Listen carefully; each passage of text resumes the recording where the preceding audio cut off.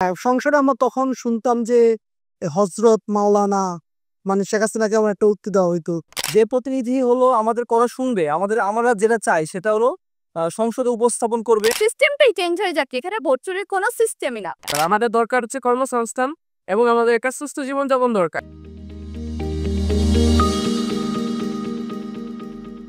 আসলে আমরা এই প্রজন্মের যারা আছি তারা বিগত একটা ট্রাম দেখে আসছিলাম, যেটা হচ্ছে গিয়ে পেশিবাদী ট্রাম ছিল আমাদের। তো আমরা অ্যাকচুয়ালি যারা 2001 বা 2002-3-এর মধ্যে জন্মগ্রহণ তারা বুঝবার পর থেকে একটা সরকারেরই একটা ব্যবস্থা দেখে আসছে। তো আমরা অ্যাকচুয়ালি একটা পরিবর্তন লাইক একটা এমন একটা চক্র ছিল ওইটা, যে ওই চক্রের মাধ্যমে সত্যকে সত্য বলার কোনো সুযোগ ছিল না, মিথ্যাকে মিথ্যা বলার কোনো সুযোগ ছিল না। সো আমরা চাই যে যেটা সত্য সেটা যেন আমরা চোখে আঙুল দিয়ে বলতে পারি এটা সত্য, যেটা মিথ্যা সেটা যেন চোখে আঙুল দিয়ে বলতে পারি এটা মিথ্যা। এটা করার জন্য কিছু সংস্কার দরকার। সো আমি মনে করি জাতীয় নির্বাচন অবশ্যই আমাদের একটা আকাঙ্ক্ষা। আমরা এখনো পর্যন্ত ভোট দিতে পারি নাই। সো ভোট দিতে পারাটা আমাদের একটা ইচ্ছা থাকে গত প্রজন্ম হিসেবে। সো আমরা এমন একটা জায়গায় ভোট দিতে চাচ্ছি যে ভোটের মাধ্যমে অ্যাকচুয়ালি আমরা নিজেদের যে চাহিদা, মৌলিক অধিকার এগুলো যেন আমরা ফিরে পেতে পারি, যেটা আমরা শুধু কেবল বই কলমেই দেখে আসছি অথবা একাডেমিক লাইফে আমরা দেখে আসছি, শুনে আসছি, বাট যেটা আমাদের জীবনে কখনো কার্যকর আমরা দেখলে। সো আমরা চাচ্ছি আমরা একটা নির্বাচন হোক, যে নির্বাচনটার মাধ্যমে মানুষ তার ওই মৌলিক অধিকারগুলো ফিরে পাবে, মানুষ তার মৌলিক অধিকারগুলো বাস্তবায়ন করতে পারবে। সো এমন একটা নির্বাচনে আমরা চাই। নির্বাচন ওইরকম হওয়ার জন্য আসলে একটা প্ল্যাটফর্ম দরকার, যে প্ল্যাটফর্মটা এখন পর্যন্ত হয়নি। পরবর্তী নেতৃত্বের কাছ থেকে আপনাদের চাওয়াটা যে সেম কথা, জি। শেখ হাসিনা সরাসরি যে সিস্টেমটা ছিল ওই সিস্টেম আমরা চাই না, ওই সিস্টেম আমরা কেউ দেখতে চাই না। দেখেন সংসদে আমরা তখন শুনতাম যে হজরত মাওলানা মানে শেখ হাসিনাকে আমার একটা উক্তি দেওয়া হইতো, তারপর হচ্ছে গিয়ে গান গাওয়া হইতো ওনাকে নিয়ে, মানে সবাই যে সংসদে দাঁড়াইতো মানে যেই দাঁড়াইতো সেই শুধু মানে শেখ হাসিনা যদি কোনো ভুল করে ও ভুলটা খুব একদম মানে ফরজ কাজ করে ফেলছে, ভালো কাজ করে ফেলছে এমন ভাবে শো করা হইতে। বাট আমি চাচ্ছি যে এমন একটা হোক, যেমন ধরেন আগামী সংসদ নির্বাচন যদি অনুষ্ঠিত হয়, মানে এটা একদম খুবই বেসিক নলেজ, যেটা বিএনপি ক্ষমতায় আসবে।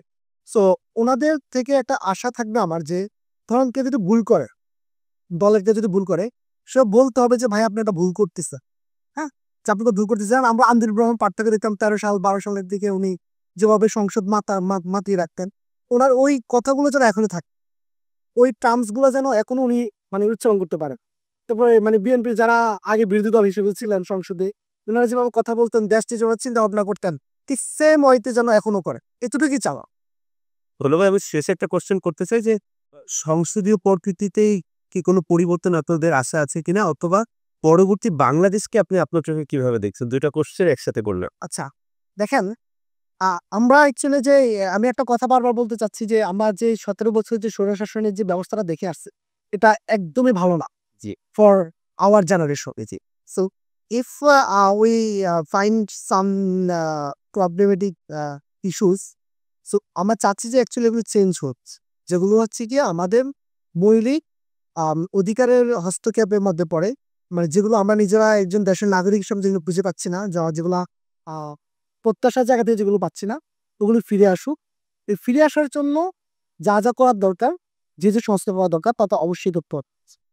আপনার চোখে পরবর্তী জাতীয় নির্বাচনকে আপনি কিভাবে দেখছেন? পরবর্তী জাতীয় নির্বাচন আমাদের দেশের জমিতে গুরুত্বপূর্ণ বিষয়, কারণ বিগত 17 বছর ধরে আমাদের দেশে কোনো নিরপেক্ষ ভোট হয় নাই। আপনাদের যত ভোটই হয়েছে এটা একপাক্ষিক একটা নির্বাচন ছিল, যেখানে কোনো প্রতিদ্বন্দ্বী ছিল না আমাদের। আপনি যদি সেই হিসাবে দেখতে চান 2018 সালে যে জাতীয় নির্বাচনটা হয়েছে, 2018 সালে জাতীয় নির্বাচনে 150-র উপরে মিবে আসন আপনার কোনো প্রতিদ্বন্দ্বী ছিল না, তারা কিন্তু বিনা ভোটে কাইন্ড অফ নির্বাচিত করেছে।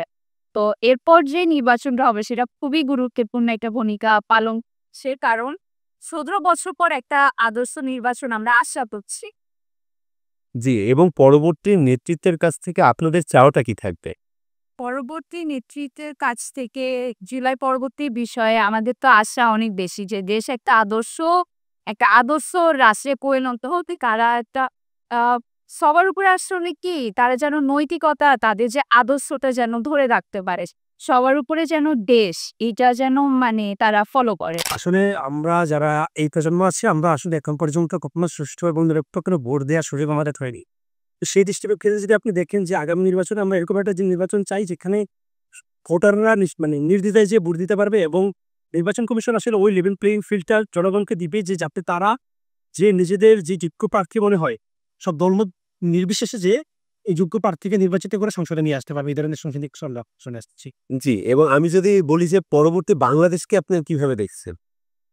দেখেন আমরা আসলে এমন একটা পরিস্থিতির মধ্যে দিয়ে অভ্যস্ত, এই পরিস্থিতির আমরা পরিবর্তন চাচ্ছি। আমরা চাচ্ছি যে যারাই আমাদের নেতা হয়ে আসবেন তারা অবশ্যই নিজেদের যে জবাবদিহিতার ব্যাপারটা আছে সেটা এনশিওর করবে এবং সবার আগে বাংলাদেশের যে আমরা কথাটা শুনেছি এই জিনিসটা সবার আগে থাকবে যে বাংলাদেশ ফার্স্ট নেতৃত্বে আমাদের নেতারা পরবর্তী দেশ পরিচালনা দিবে। জি, এবং আমি যদি বলি যে সংসদীয় পদ্ধতিতে কি কোনো রকম পরিবর্তন চান কিনা বা আমাদের নেতৃত্বের কাছে আপনাদের চাওয়াটা কি থাকবে? সংসদীয় প্রচেষ্টাতে আমরা এখন যেই সংস্থাগুলোর নাম শুনছি যে সংসদের আসনের পরিবর্তন বা যেই জিনিসগুলো আসতেছে, তো আমার কাছে মনে হয় যে এগুলা আসলে এই মুহূর্তে আমাদের কাছে ওই বেশি ওরকমভাবে রেলেভেন্ট কিনা, কারণ আমরা যেই ধরনের একটা ভঙ্গুর পরিস্থিতি আছি জাতি হিসেবে আমাদের আসলে ওইগুলো জিনিসগুলো ফিক্স করে তারপর আসলে সংসদের আসন পরিবর্তন বা এইসব জিনিসে মন দেওয়া উচিত। আগে আমাদেরকে বাংলাদেশের নীতিগত যে পরিবর্তনগুলো সেগুলো আগে সংস্কার করা উচিত। যে আগামী জাতীয় নির্বাচনকে আপনি আপনার চোখে কিভাবে দেখছেন? গত ১৭ বছরে আমাদের এই যে যারা আছেন তারা আমরা এখন পর্যন্ত কোনো ইলেকশনে জয়েন করতে পারিনি। দ্যাট মিনস আমরা এখন পর্যন্ত কিন্তু কোনো ভোট দিতে পারি নাই। তরুণ যারা আছেন তাদের কিন্তু নেক্সট ইলেকশনটাই ১ম ভোট দেওয়ার সুযোগ হবে। আমি মনে করি যে অন্তর্বর্তীকালীন সরকার সামনের ইলেকশনটাকে একটি সুষ্ঠু এবং সুন্দরভাবে আয়োজন করার চেষ্টা করবেন এবং যেই দলই ক্ষমতায় আসুক না কেন সে যেন তার এথিক্স তাদের নীতি ধরে রেখে দেশকে এগিয়ে নিয়ে যাওয়ার স্বার্থে কাজ করেন এবং তরুণদেরকে প্রাধান্য দিয়ে যেন দেশটা গঠিত হয় এবং দেশ পরিচালনায় যেন তরুণদের ভূমিকা বেশি থাকে সেটার জন্য যেন পরবর্তী সরকার কাজ করে যান এবং নির্বাচনের ব্যাপারটা হচ্ছে নির্বাচন অবশ্যই চাবো যে সুষ্ঠু এবং সুন্দরভাবে হোক।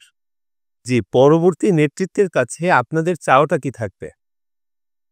পরবর্তী নেতৃত্বের কাছে চাওয়া থাকতে তারা যেন প্রিভিয়াস সরকারের মতো অতপ্রলিক আচার-আচরণ না করে তাদের ইচ্ছামতো যেমন উন্নয়নের নামে হাজার, হাজার লাখ, লাখ টাকা লুটপাট, অর্থ কেলেঙ্কারি এবং পরিবারতন্ত্র যেন তারা কখনোই না করে। যারা ত্যাগী, যারা সত্যিকারে দেশকে ভালোবাসেন এবং দেশের স্বার্থে কাজ করতে চান, তাদেরকে যেন প্রায়োরিটি দিয়ে ভালো জায়গায় বসানো হয় এবং সবসময় যেন নিরপেক্ষতা বজিয়ে রেখে তাদের সরকার ব্যবস্থা পরিচালনা করেন এবং সবথেকে বড় বিষয় হচ্ছে যে বিচার ব্যবস্থা। বিচার ব্যবস্থাকে সবসময় স্বাধীন রাখতে হবে।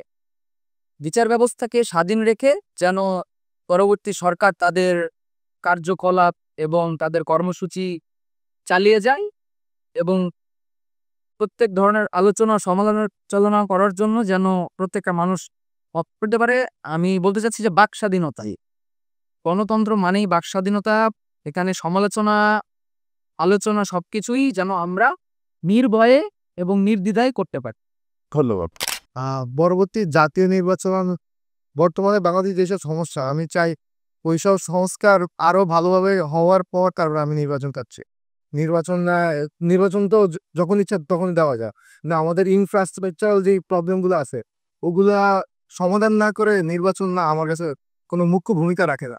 এই দেশের মানে আগেও তো একটা সরকার ক্ষমতায় ছিল, এখন যদি আরেকটা সরকার, এখন আমরা মানে তথাকথিত যেই সরকার আসবে অথবা আসার গুঞ্জন শোনা যাচ্ছে, তাদের যে পাওয়ার প্র্যাকটিসের যে ব্যাপারটা তারা সাধারণ জনগণের মধ্যে কিন্তু একটা অলরেডি ভীতির সঞ্চার ঘটিয়ে ফেলছে।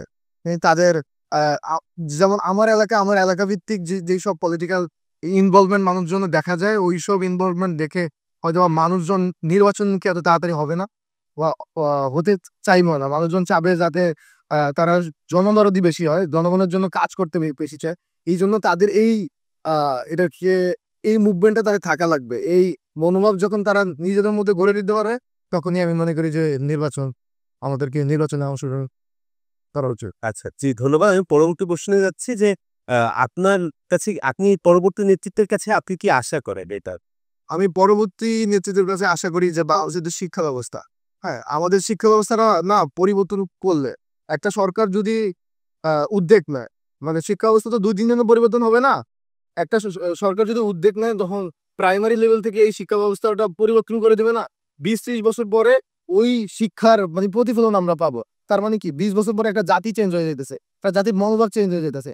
আমাদের যেই দক্ষ জনশক্তিতে রূপান্তর আমরা শুধু এটা শুনেই আসছি। কিন্তু আদৌ কি জনশক্তি কি দক্ষ জনশক্তিতে রূপান্তরিত হইছে কিনা? এইটা আসলে দেখার বিষয়। এই ভূমিকাগুলো যদি পরবর্তী যারা নেতৃত্বে আসবে তারা যদি এগুলাকে নজরদারি করতে পারে তাহলে আমার মনে হয় সামনের বাংলাদেশ আরো সুন্দর হবে। প্রথমত বলবো যে আমাদের গত কয়েকটা নির্বাচন যেটা হয়েছে ওটা ভোট চুরি। এটা তো আমরা সবাই জানি ভোট চুরি হয়েছে। সেই জায়গা থেকে আমি এক্সপেক্ট করছি যেহেতু এটা ডক্টর ইউনূসের আওতায় একটা নির্বাচন হবে, এই নির্বাচনে কোনো ভোট চুরি হবে না এবং এই নির্বাচনে আমি কিছু ধামাকা এক্সপেক্ট করতেছি। লাইক এই নির্বাচনটা যেন আগের মতোই গণহারে এমন কিছু না হয় বা নির্বাচনের প্রক্রিয়া যাতে ডিফারেন্ট কিছু আমি পাই বা এটা যেন এমন হয় যেমন আমেরিকায় হয় অনেক সময় অনলাইনেও ভোট দেওয়া যায়। আমরা অনেক স্টুডেন্ট আছি বা অনেক জায়গায় আমরা অনেক ওখানের সাথে কথা বলছি যারা বলছে ভোট দিতেই যাব। এখনো অনেকে ভোট দিতে ইন্টারেস্টেড না। সেই জায়গা থেকে আমি চাই নির্বাচনের প্রক্রিয়াটা এমন হোক যাতে আমরা সবাই ভোট দিতে যাই এবং ভোট প্রক্রিয়াটা যাতে সাদা হয়, এখানে কোনো কালো প্রক্রিয়া না থাকে। আবার এমনও আছে আমাদের চারপাশেরই কিছু মানুষ আছে যারা কিন্তু ভোট চুরির কাজগুলো করে। ৫,০০০ টাকা দিলে তারা নিজে নেই, যারা কথা বলে তারাই ভোট চুরির কাজ করে। তো সেইখানে যেন কোনো সেই সিস্টেমটাই চেঞ্জ হয়ে যাক, এখানে ভোট চুরির কোনো সিস্টেমই না। জি। দ্বিতীয় কোশ্চেনে যে পরবর্তী নেতৃত্বের কাছে আপনাদের আশাটা কি থাকবে? প্রথমত ইন্ডিয়া বিরোধী হতে হবে। আপনি ইন্ডিয়া দাসত্ব যখন ছাড়বেন তখনই আপনি দেশটাকে আগাতে পারবেন। ইন্ডিয়া আপনাকে দাসত্ব ছাড়া আর কিছু দেয়, আমাদের ক্ষতি ছাড়া আর কিছু করে, তিস্তা থেকে শুরু করে এভরিথিং আছে। ওরা আমাদেরকে ওদের জনগণ পর্যন্ত আমাদেরকে নর্মাল ভিডিওতে বলে যে ওরা নাকি উঠে দিলেও আমাদের দেশ ভেসে যাবে বা ওরা আলু না দিলে পেঁয়াজ না দিলে আমরা খেতে পারি না। সেই জায়গা থেকে কিন্তু ডক্টর ইউনূস বারবার প্রমাণ করেছে এই ইন্টারিয়াম গভর্নমেন্ট কালীন সময়ে যে না, আমরা চীন থেকে আনতেছি, আমরা নেপাল থেকে বা আমরা অন্যান্য দেশ থেকে আমরা we can sustain and we can do better. সেখানে আমার নতুন গভর্নমেন্ট যেই হোক তার কাছে আমার ফার্স্ট এক্সপেকটেশন থাকবে সে যেন এটা প্রুভ করে এবং we can do better, he or she can do better that আমাদের দেশ ইন্ডিয়া ছাড়া চলতে পারে। এবং ইন্ডিয়া ছাড়া যে শুধু চলতে পারে এমন না, যেমন আমরা চীনের সাথে এখন অনেকগুলো প্রজেক্টে কাজ করছি দেশের উন্নয়নের জন্য, তাই না? এই কাজটা আরো আগানো যাবে কারণ পুরো ওয়ার্ল্ড জানে এখন ওয়ার্ল্ডে চীন বর্তমানে ২০৭০ সালে বসবাস করতেছে, আমরা সেখানে ২০২৫-এ আছি বা আমরা ২০২৫ না, আমরা আরো পিছিয়ে আছি। সেই জায়গা থেকে একটা দেশকে কিভাবে আরো এগিয়ে নেওয়া যায়। আমরা মাঝে একবার শুনলাম যে কথা হচ্ছিল আমাদের, তো তখন বলছিল যে যদি দেশের গ্রোথ হয় বাংলাদেশও সিঙ্গাপুরের মতো উন্নত করতে পারে, তাহলে সেই উন্নয়নটা আমার নতুন গভর্নমেন্ট এনে করে দিক। এবং ঘুষ এবং সরকারি চাকরি একটা বড় বিষয়, যে সরকারি চাকরির জন্য আমরা পাগল। সরকারি চাকরিতে কজন কাজ করে, ডেস্কে যায়, বসে থাকে, আরাম করে, এই আয়েশ করে একদম সে বলে। কিন্তু সরকারি চাকরি এবং প্রাইভেট চাকরি, একজন প্রাইভেট কর্মচারী যতটা কষ্ট করে সরকারি কর্মচারীরও সেই শ্রমটা দেওয়া উচিত। সেই শ্রমটা দেয় না। আমি বলবো না সবাই দেয় না, বাট বেশিরভাগ সরকারি অফিসের অবস্থাকেও আমরা সবাই জানি খুবই খারাপ। সেই জায়গা থেকে আমি এক্সপেক্ট করব নতুন গভর্নমেন্ট দেশের এই বড় বড় খাতগুলোতে ঘুষ নেওয়া, আমাদের অ্যান্টি ইন্ডিয়া হওয়া বা একটা দেশকে সেট করার প্রয়োজন নেই, কিন্তু একটা দেশের চাকুকারিতা না করা। ওভারঅল আমরা মানুষও যেটা চাই, যে কারণে শেখ হাসিনা সরকারের পতন হচ্ছে, আমরা যাকে যে কারণে ফ্যাসিস্ট বলছি, সেই গুণগুলো যেন কোনোভাবে আমার নতুন গভর্নমেন্টের মধ্যে না থাকে। জি। লাস্ট কোশ্চেনে চলে যাই। আপনার চোখে পরবর্তী বাংলাদেশকে আপনি কিভাবে আশা করেন? স্টাফ আশা করলে তো পাওয়া যাবে বিষয়টা এমন না। রিসেন্টলি আশিক চৌধুরী বিডার চেয়ারম্যান, ওনাকে নিয়ে আমরা অনেক এক্সপেকটেশন করছি। এরপরে অনেক নেগেটিভ নিউজ বের হয়েছে যে উনি কোনো বিনিয়োগ আনতে পারে নাই। এমনটা কি উনি আনতে পারছে যেগুলো হয়তো আমরা ফলো করে নিউজে আসে নাই। রিসেন্টলি আবার দেখলাম হচ্ছে আমরা আমাদের একটা চুক্তি হয়েছে নাসার সাথে যে আমরাও এরপরে মহাকাশে যেতে পারবো বা আমাদের বিভিন্ন প্রযুক্তিগত হরডাহি হচ্ছে। আমি চাই আজকে আমি স্টুডেন্ট, অ্যাজ এ স্টুডেন্ট আমার অপরচুনিটি বাড়ুক। বাইরের কান্ট্রিতে একটা student after 16 to 18 he or she can have job.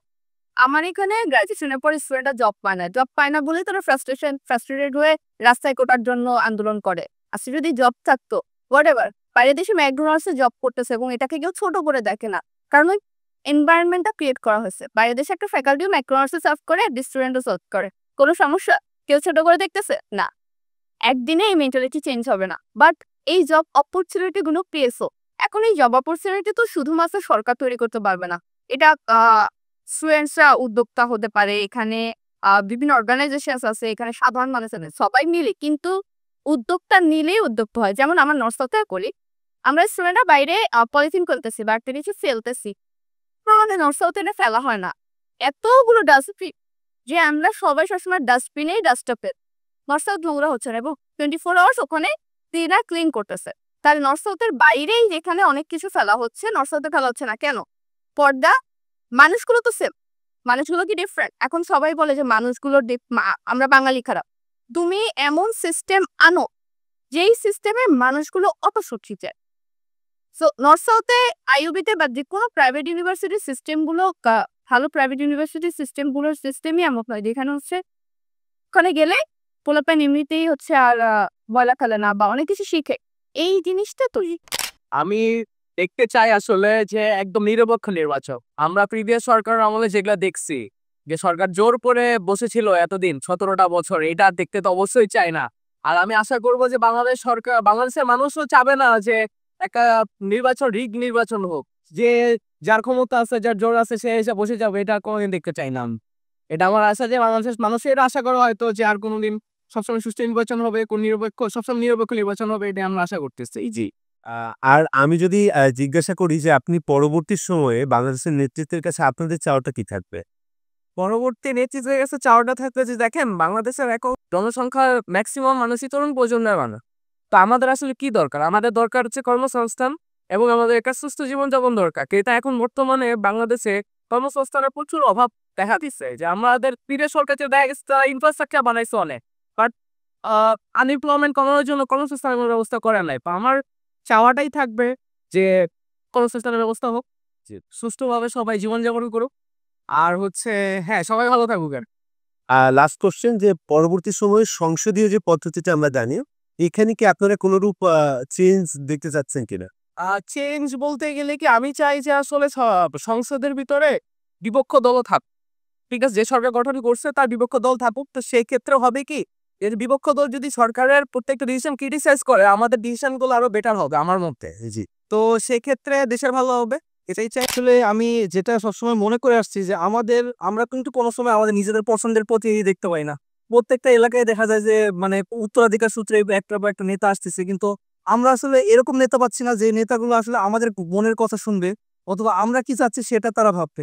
তো আমার আমার ইচ্ছা যে আপনার এরকম একটা প্রতিনিধি হবে ফিউচারে, যে প্রতিনিধি হলো আমাদের কথা শুনবে, আমরা যেটা চাই সেটা হলো সংসদে উপস্থাপন করবে এবং এটার মাধ্যমে আমাদের যেগুলো চাহিদা, সাধারণ মানুষের যেগুলো চাহিদা, এটার প্রতিও তারা খেয়াল রাখবে। এরকম আমি একটা নির্বাচন চাই যেখানে এরকম প্রতিনিধিরা থাকবে। ধন্যবাদ। ধন্যবাদ। এবং আমি যদি বলি যে সংসদীয় পদ্ধতিতে আপনাদের কোনো পরিবর্তন চান কিনা, অথবা পরবর্তী নেতৃত্বের কাছে আপনারা কি চান, ২টা প্রশ্ন একসাথেই করলাম। আসলে আমি সংবিধান মানে আমি মানে সংসদ নিয়ে তেমন একটা কথা বলবো না, তবে আমি এটা বলতে পারি যে আমাদের যে যদি এরকম প্রতিনিধিরা আসে যে যারা হলো আমাদের কথাগুলো উঠায় নিবে, উঠায় সেখানে সংসদে উপস্থাপন করবে বা এরকম আমরা পরিবর্তন চাই। কারণ আমরা এখনো কাউকে পাই না এরকম যাদের কাছে যে আমাদের মনের কষ্টগুলো বলতে পারে, এরকম জায়গা আমরা চাই। জি।